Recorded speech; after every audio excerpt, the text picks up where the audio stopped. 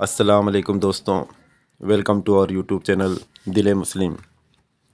اس وقت امت اجتماعی طور پر جس تباہی کی طرف جا رہی ہے اس کا علاج بالکل ممکن ہے۔ اگر اچھی نیت اور قوم کے دردمندی کے ساتھ کوشش کی جائے تو دین کے غلبے کو دنیا کی کوئی طاقت روک نہیں سکتی۔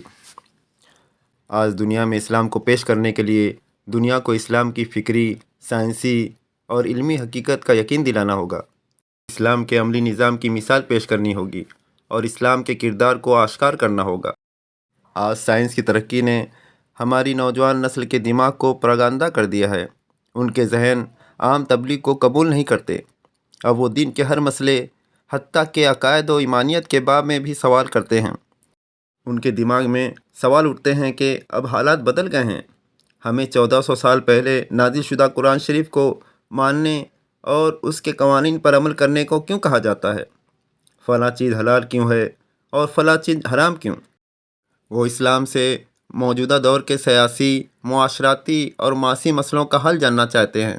وہ صرف تقریر و تبلیغ اور مسائل و احکام سے مطمئن نہیں، لیکن ہم اگر استدلال اور سائنس کی زبان میں انہیں سمجھائیں تو یقیناً وہ سمجھ جائیں گے اور دین کو ذہنی طور پر قبول کرنا ان کے لیے مشکل نہ ہوگا۔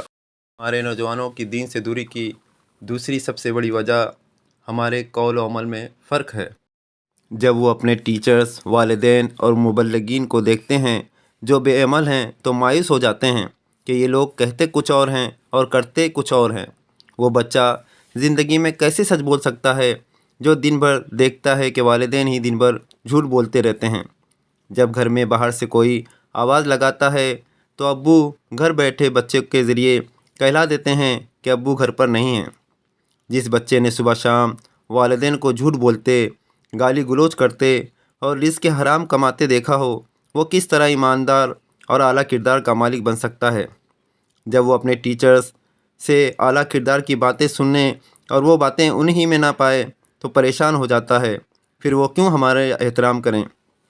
آج ضرورت ہے کہ ہم وقت کی آواز پہ کان دھریں اور اپنے قول و عمل کے فرق کو دور کریں، ان کے سامنے خود کو ایک سچا مسلمان ثابت کریں۔ ہم نے اگر یہ خامیاں دور کر لی تو وہ یقیناً دین کے قریب آ جائیں گے انشاءاللہ۔ دوستوں، آج کے لیے بس اتنا ہی۔ انشاءاللہ جلد ملاقات ہوگی۔ اللہ تعالیٰ دنیا کے تمام مسلمانوں کی حفاظت فرمائیں اور میرے مرحوم والدین کے ساتھ دنیا کے تمام مرحومین کی بخشش عطا فرمائیں۔ آمین۔ دعاؤں میں یاد رکھیے۔ اللہ حافظ۔